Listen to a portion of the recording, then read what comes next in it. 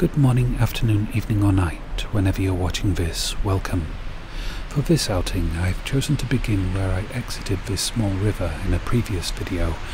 That one in turn started at the end point of another video, a trilogy of sorts. I don't know if there will be much of anything to find in this upstream part. Regardless though, it is a beautiful day for a stream walk.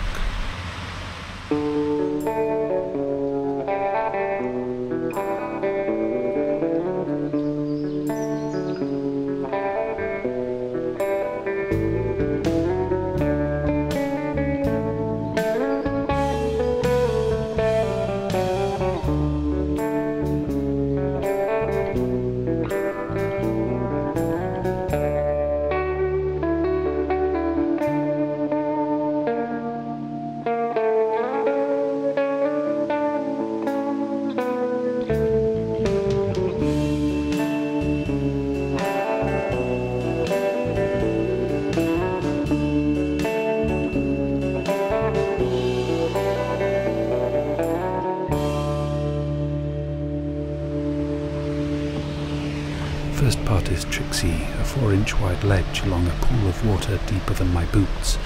I do usually expect to get water in my boots on a stream walk, just prefer not to do so right at the beginning.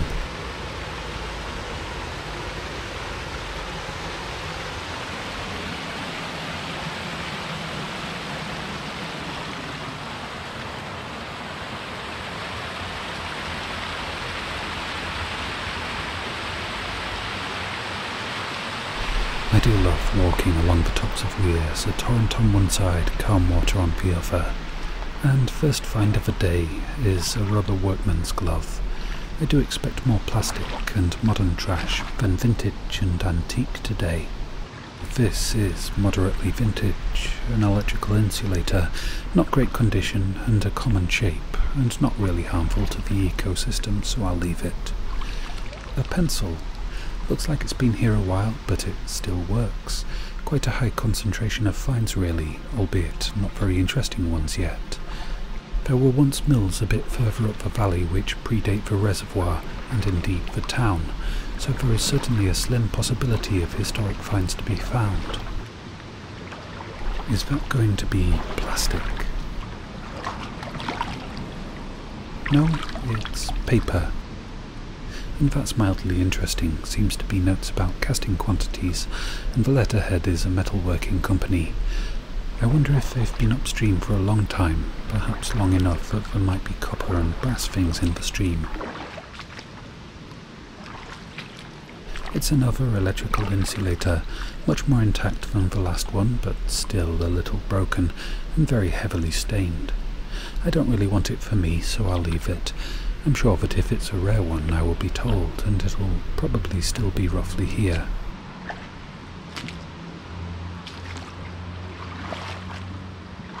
If you happen to see anything of interest, then please do shout out.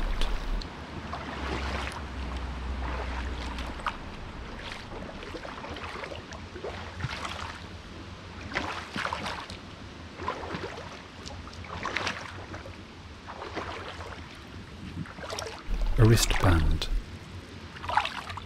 kick champions, and kick champions.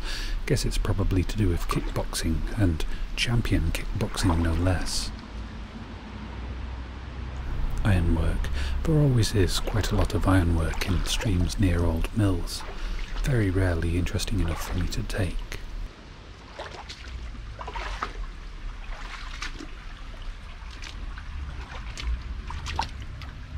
A little clump of iron things, probably not interesting enough to take, but interesting enough to take a look at. Okay, this I think is the remains of a leaf spring from a fairly early car or a carriage, and this looks like 2 more springs, the type used in modern garden trampolines. I think that's the most likely origin for these. There's more iron, of course. Rivers and streams and oceans do like to gather things of similar relative density together. Iron pipe. First piece of vintage pottery I've seen today. First 2 bits actually. Top of a stoneware jar, more than a century old, and Ah, ridged pottery, part of a jam or marmalade jar, probably about a century old. And some plastic, PET, polyethylene tetraphthalate. I will take it and dispose of it. Only shown a small fraction of a metal so far that's in this stream.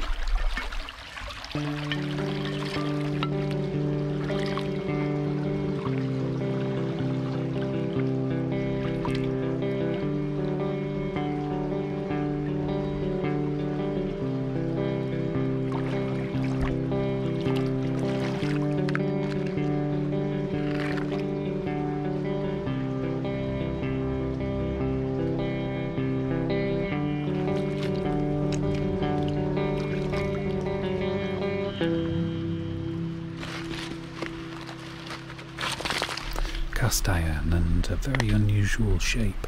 I have to think that it's something to do with one of the old mills. That's a Lego person. All the features worn away. They were only ink though, anyway. A plastic plant label and a rubber band. It is at times like this that I begin to wonder if I can actually make a video out of an outing, finding rust and plastic and very little that I actually want to find. For the last quite a few outings I've been exploring dump sites where there's unlimited supplies of things to focus on and talk about. And in stream walks there's sometimes long stretches with nothing much to find, so it's either a case of not speaking, which relies on quality of footage to carry it, and frankly wading in the stream does mean a lot of unsteady steps, lurches, not the smoothest of footage, or it's talking about anything, observations of nature, anecdotes and random thoughts. I can sometimes do that quite easily, and other times can't really think of anything much to say. It will be a while before I find out which of those possibilities manifests today. Polystyrene that was put at the bottom of a plant pot, presumably as a barrier to stop soil escaping out of the bottom when the tree was watered. It should not be chucked in the river. I will try and remove every bit of it.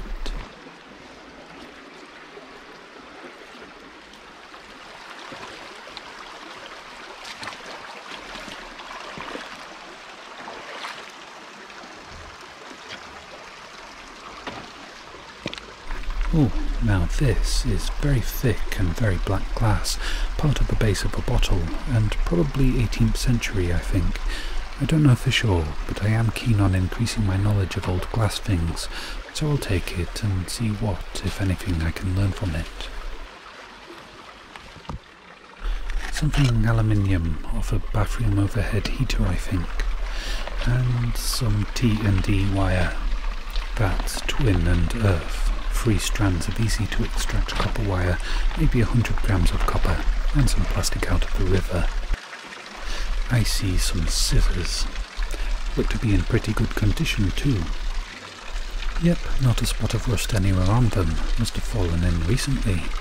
They don't spin shut like my favourite heavy-duty scissors do.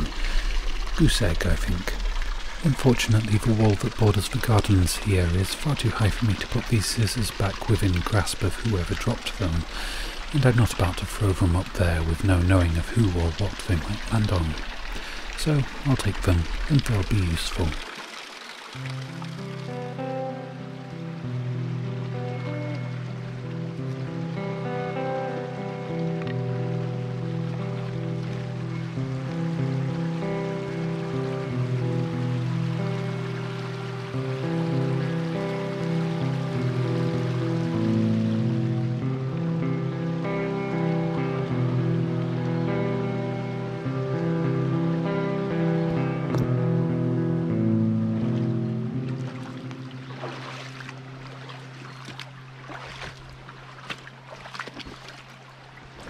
Some brass, fairly old brass that I think connected something to a handle, and where I find one piece of brass I like to put the bag down and have a look around.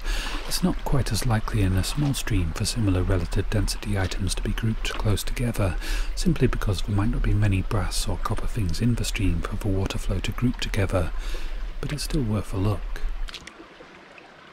The connector between 2 bits of iron fence railing, fairly modern.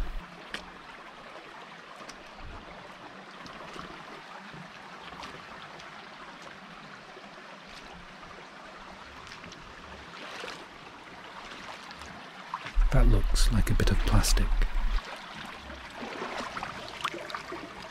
Not quite, it's a deflated balloon. Rubber itself isn't bad for the environment, but some of the additives can be. A spoon. A rather stained stainless steel serving spoon. Might have a use for it.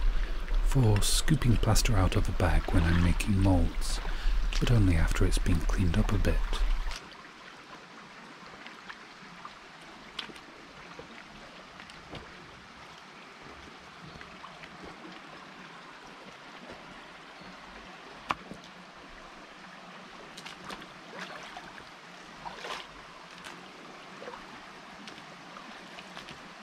Still not seeing any more copper or brass, might not be any, and I think that this is far enough. Time to move onwards.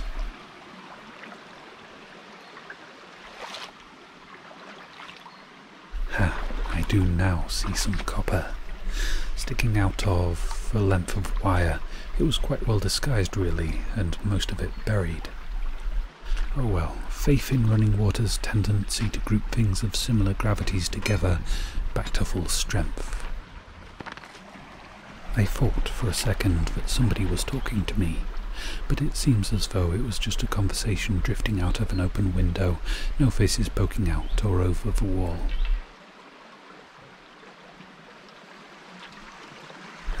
And in looking for the phantom voice, I backed up into a very poisonous plant, water hemlock. Not going to be poisoned from just touching it. Some people are that sensitive to it, but not me. I'd need to ingest it to really get the detriment of it. Looks like a little electrical insulator. I like the small ones, and more often than not they're intact, unlike the larger ones.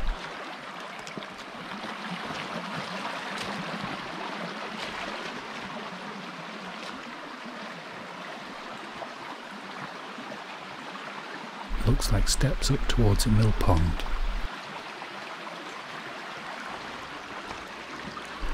Looks like a grindstone. Feels like one, apart from the weight of it, which is much lighter than I was expecting. That is almost certainly from one of the old mills or an associated warehouse. It's a door hanger for a sliding door.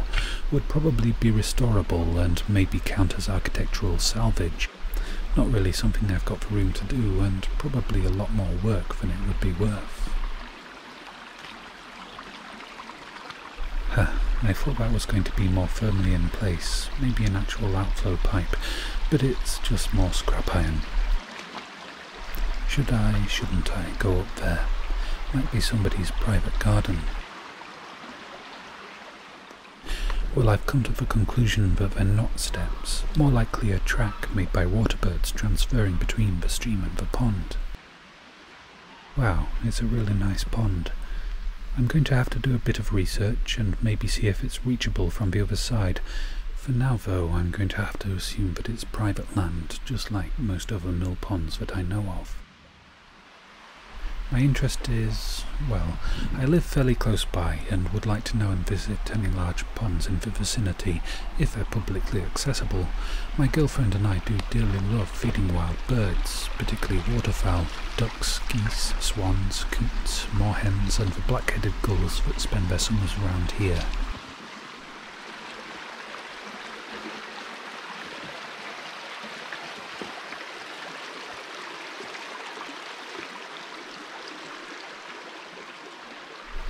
This thing is standing out amongst things that are largely the same colour.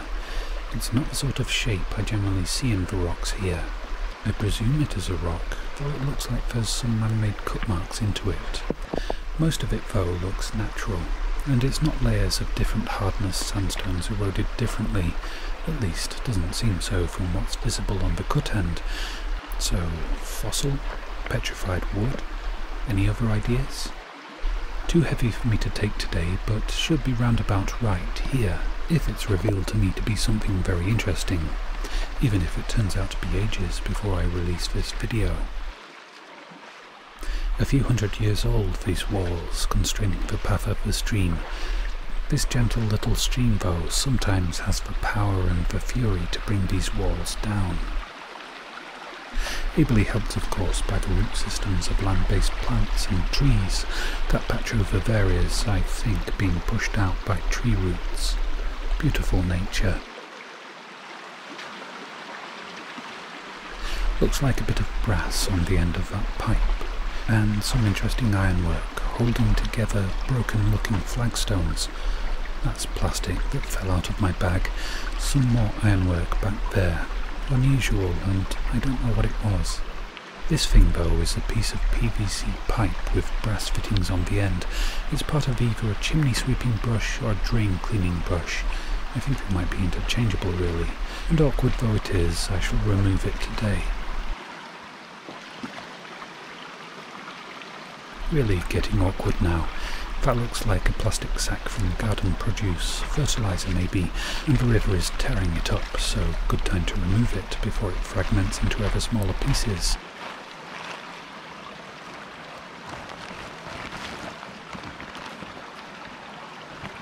A quick look around because I often find something good when I move to do a bit of litter picking. Not this time.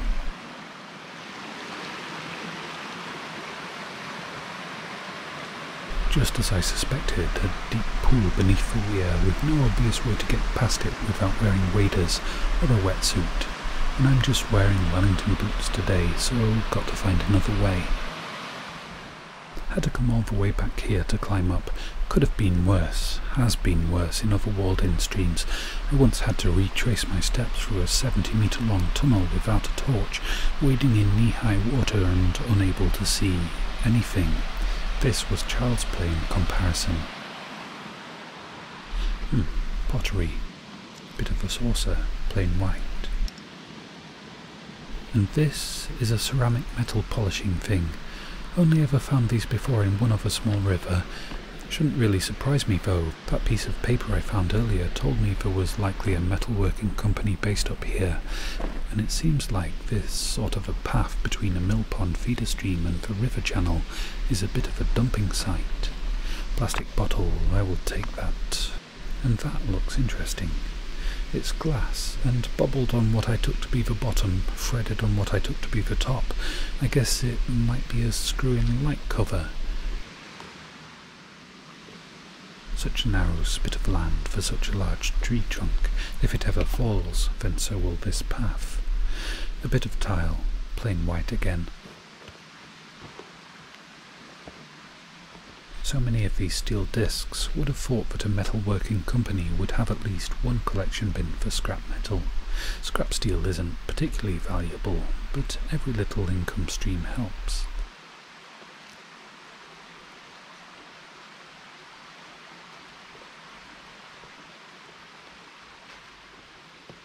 Oh, that's unusual. Looks like maybe an outflow from one mill directly into the feeder stream for another mill's mill pond. Might predate this channel, which disappears underground and travels about another 70 metres to that mill pond. Anyway, back to heading upstream. Actually, some fairly nice patina on this one. Not sure the camera will be seeing it, but I like it, and I'll take it.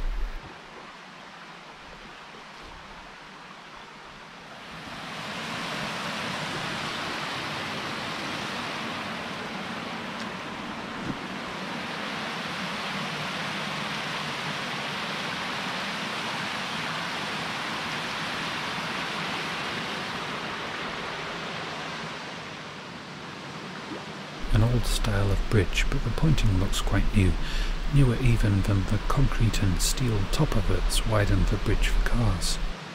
No stalactites forming, they usually start within a few decades, although the pointing on the underside does look older, fairly poor condition. Anyway, this on the right hand side is private gardens, so I won't show much of it, keep the camera pointing ahead. I will of course still take the plastic I find. No treasure though, unlikely though I am to find any. Don't think what I've just found counts as a treasure. Potentially interesting though, a large iron ball. Too early to say if it's a cannonball. I know there was Civil War activity within a 10-mile radius of here, and in the 1640s there were 18-pound cannonballs, which would be about this size.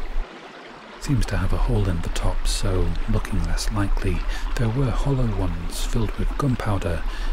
Not sure they were used in the Civil War, and not all that common at other times.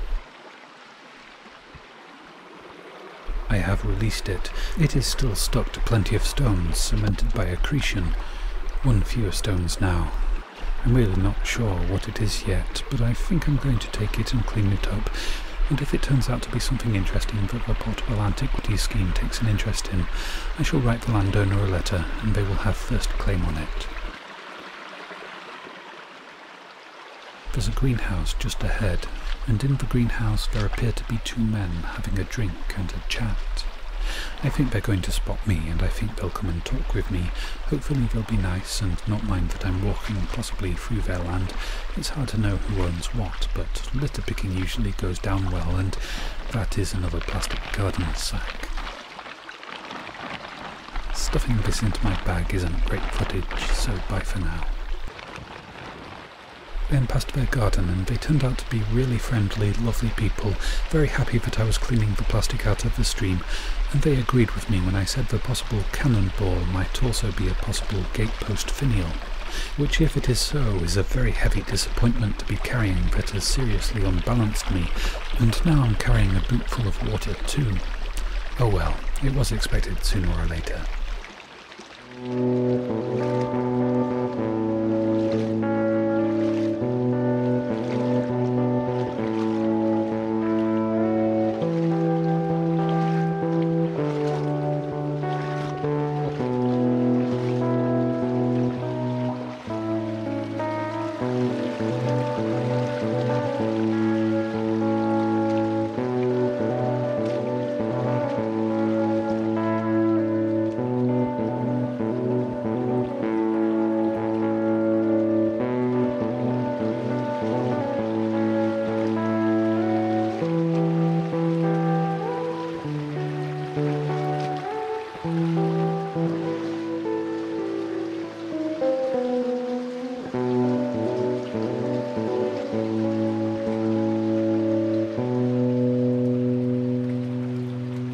Might have to report this. The water company here has not got a very good reputation for fixing leaks, but if they don't get told, they probably can't detect it in this old pipework, and might be overcharging the households that this mains water pipe goes to. Oh, and I've just passed some curious stonework. Looks a bit like a drain, a bit like steps, no idea. And this girder doesn't seem to be attached to anything, just freestanding out of a riverbed. Apologies for the lens flares that I'm panning the camera through. I'm just interested to see what results bathing the camera in the light will give. Just untangling and untying some wire from some other wire. One's supposed to be here, one isn't. The fact that the bit I'm removing is appealing to me is incidental. If it was supposed to be here, I would certainly leave it, but it gives every indication of having been tangled here by floodwaters and is trailing off downstream towards that other coil of wire, which is probably steel. Actually, doesn't feel like steel. Think it might be copper. I will have to scratch it with my wire clippers to check. And if it is copper, then squash it out of a circle into a shape that can be slotted into my bag, which is already very heavy.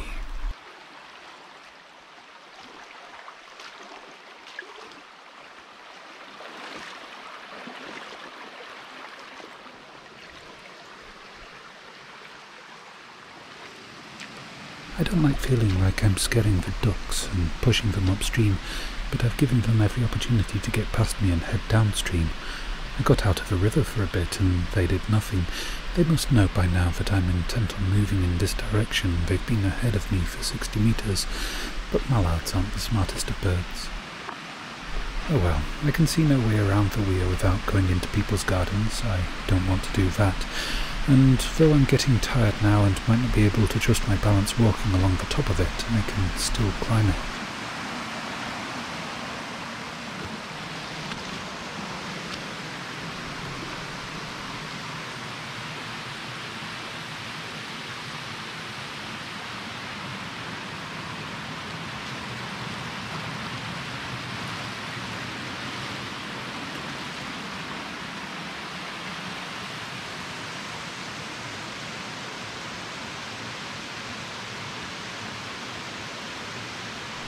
I was hoping she would climb up and join the others. She did exactly the opposite of what I hoped.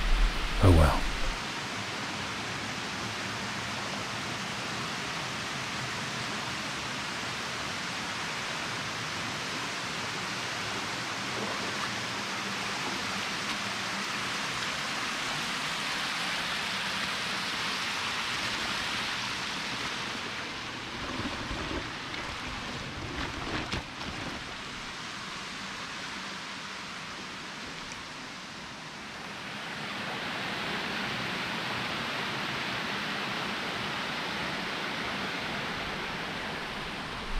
Another very kind and nice person in their garden struck up conversation with me.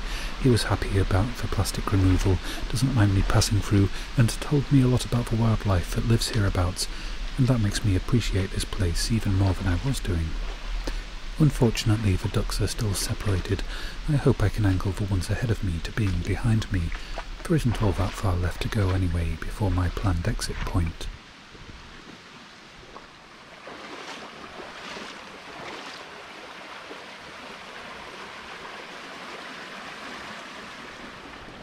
Do not attempt stream walks up steep little valleys with lots of weirs unless you're fit and healthy.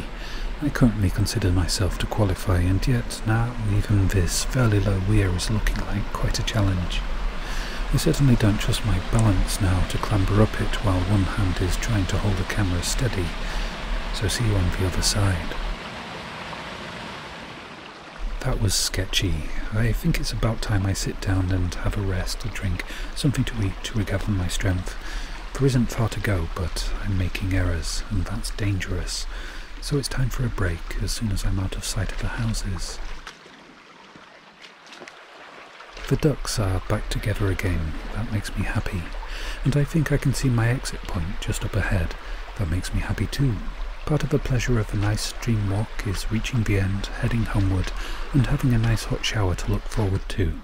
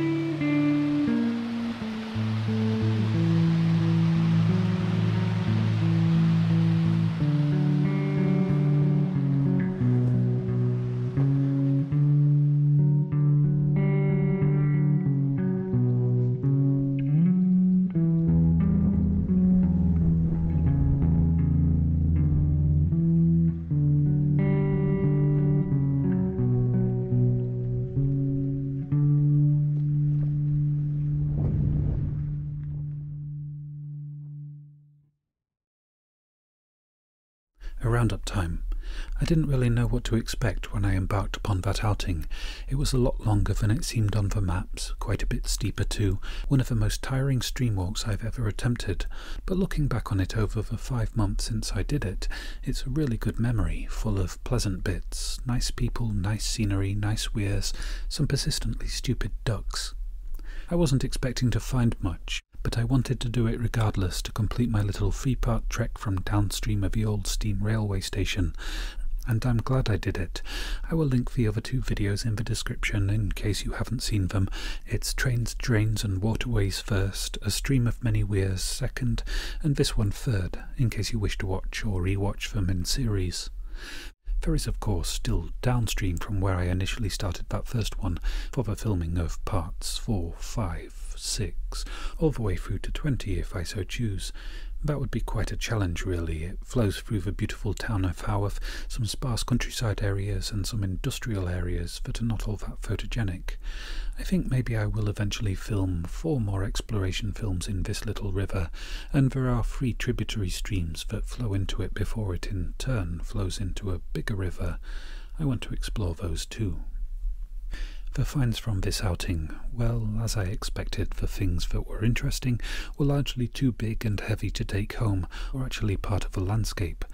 Lots of old iron from the industrial heritage of that little valley, and the only bits of iron I brought home were fairly modern.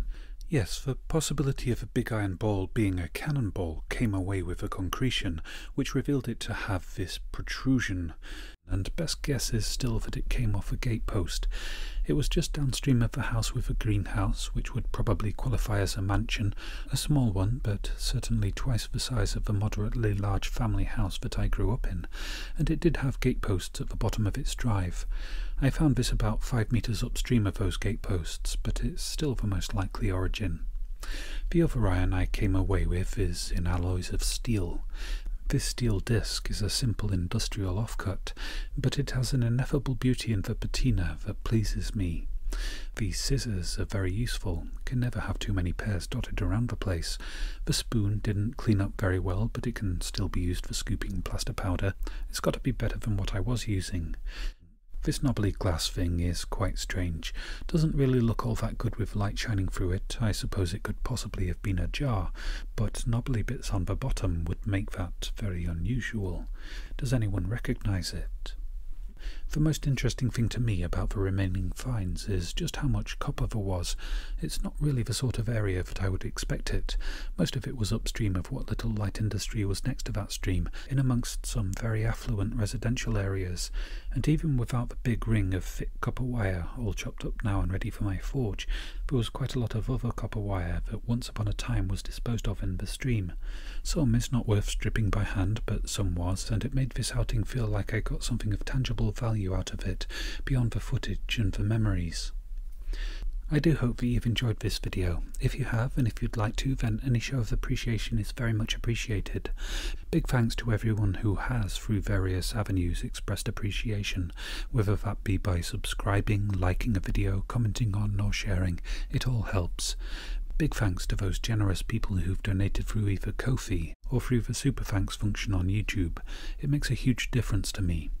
I think I do receive a higher proportion of any donation that comes through Ko-fi. They don't take a cut, but I will keep the Super Thanks option because it is easier for some people. A big thank you to my girlfriend, who, when I was mourning the loss of a week's worth of work and quite a few of my original upload files after one of my main hard drives died, bought this off my Amazon wish list. A rock tumbler, which I shall use to polish up some quartzite crystals for a craft project, some slag glass pieces that I found, and other interesting rocks that I've been collecting on and off since I was a child. Thank you so much, Rowena, for this and for so much more. I do hope that you're all keeping safe and well, looking after yourself and loved ones as best you can. Thank you all very much for watching, and for now, goodbye.